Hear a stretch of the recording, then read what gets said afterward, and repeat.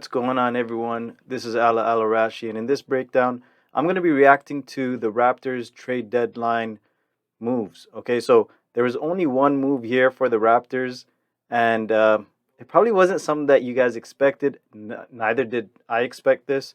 Definitely wasn't something that the Raptors were probably looking for. I mean, you could. There's so many ways you could go with this. There's so many different things you can think of.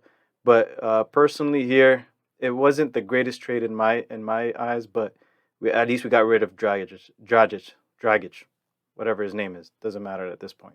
Um, we got Thaddeus Young in return. We also got Eubanks, who got waived, and we'll talk about that in a little bit. Um, the idea here, I think, was for Masai Ujiri to get rid of Dragic's contract, get somebody in return that at least is of some value in terms of helping out the bench. And in this case, I guess Thaddeus Young does that in a way where we have some type of rotation player that we can use versus having someone that we can't even play, right? So Thaddeus Young is a player. He's a veteran. I mean, he's been in the NBA for a while. I think it's 14th year or something like that, 13th, 14th year. He's not a young guy anymore, so he won't give us heavy minutes, but he'll give us the minutes that we'll probably need to kind of cover up for some of the flaws that we've had in terms of playing a lot of our starters a lot of minutes, right? So a lot of our starters were playing 40 plus minutes. We already know Siakam and Van Vliet were kind of like 2 and 3 or 1 and 2 in leading the league in minutes, right? So we need to get some help in that sense. So with Thaddeus Young coming in, he's a good veteran player. He knows what his role is going to be. He'll play his role to perfection, I think. He'll give Raptors the minutes that we need to get our guys some rest. He'll probably play behind Scotty Barnes, so coming off the bench for Barnes probably. And depending, I guess, on the game and the lineup, he might be starting, right? So we'll see how that looks for Nick Nurse. But in terms of what I like about Thaddeus Young here is that he'll run the pick and roll effectively. He'll get open. He'll hit the floater. He'll play defense. He's not the best. Obviously, he's not going to be a shutdown defender, but he'll be that guy that can be on the help defense and rotate properly. And he'll get some steals here and there. He's not going to be a guy that he's not a big guy. He's I think 6'8". So we have a lot of forwards there. He'll get some rebounds here and there. He's not going to be a force inside in terms of blocking shots, right? So, and that's not what we're expecting of him anyways, right? I think with this type of addition here, we'll have a lot of length. So on defense, we can rotate a lot of the guys, as Nick Nurse has been doing with the forwards lineup, right? And also just the fact that he can go out and in terms of like run the floor, right? So he'll run the floor. He'll get some easy buckets here and there. For more of the details in terms of the trade here, we also gave up a first round pick. So the details of that is the pick is protected in terms of 1 to 14 in 2022, 1 to 13 in 2023, and would turn into 2 seconds beyond that. Okay, so two second round picks after that. In return, we got a second round pick via the Pistons. Okay, via the Pistons, whichever way you want to pronounce that. And so we get the second round pick.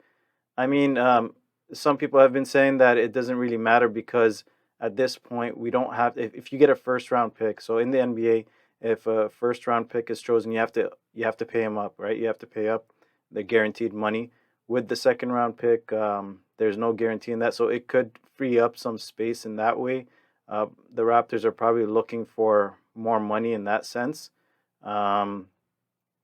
If you, for example, we can go, and we also own the bird rights for Thaddeus Young. So if he does decide to leave, he's a free agent, unrestricted free agent at the end of the season, in the off season. So if he does decide to leave, we still own the bird rights, and we can go up in terms of we have a little more under the luxury tax. So if we want to use those exceptions or add some money in a different trade, right? So if that were to really be an option there.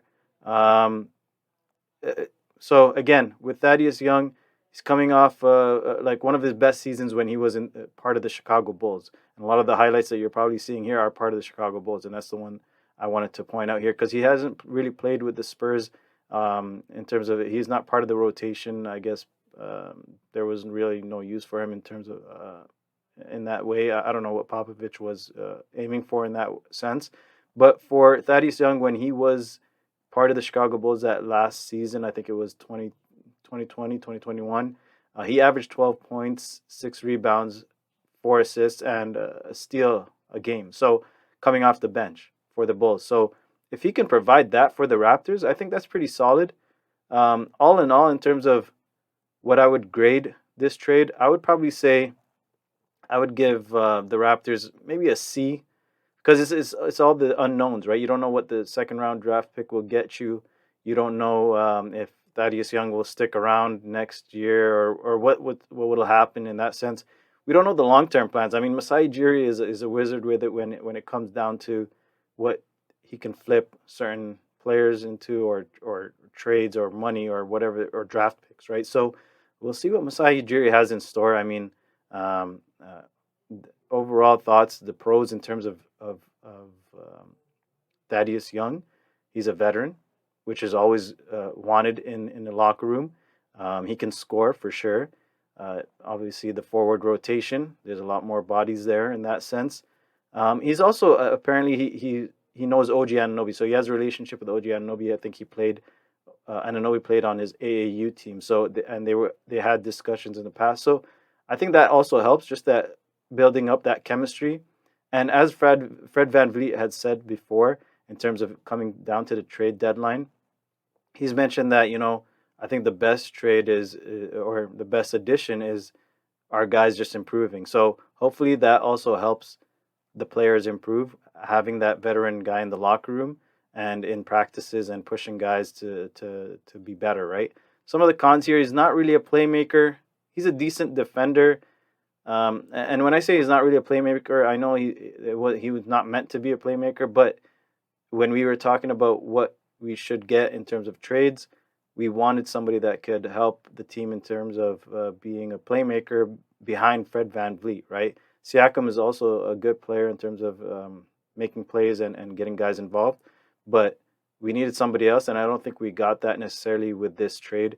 And he's a decent defender and 33% three-point shooter, so he doesn't really spread the floor either. So we're gonna have a clogged paint all the time. He gets most of his buckets in the paint, and so I don't know. I think we could have done better, but also it was said that the market for guards was very there was nothing there. Basically, the ask was too high for some of the players, and we would have had to give up a lot more than probably we want to. So I think it was a good move in that sense. But if you want to win now, you probably would have wanted to make those trades to get the guards. But I guess if you're looking at it in the sense of long term, then Masai Ujiri has probably other plans, and we'll see where that takes us in that sense for Raptors fans in general. I know a lot of Raptors fans probably looked at this trade just straight up and said, "This is useless. What are we going to do with this guy? And why did we give up a first round pick?" So hopefully that cleared up some of those things. So the fact that with a first round, with a second round pick, we're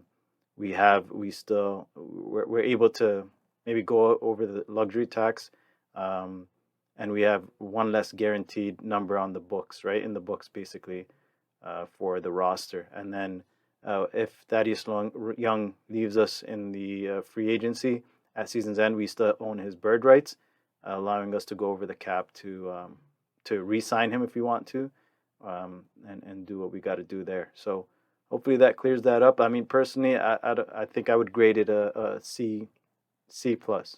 I think I mentioned that already, and that's pretty much it for this. Hopefully you guys enjoyed this type of video podcast style.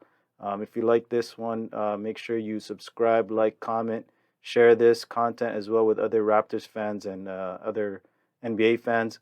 And check out the other videos on this channel, and look out for more breakdowns and highlights and things of that nature. Thanks for tuning in, guys.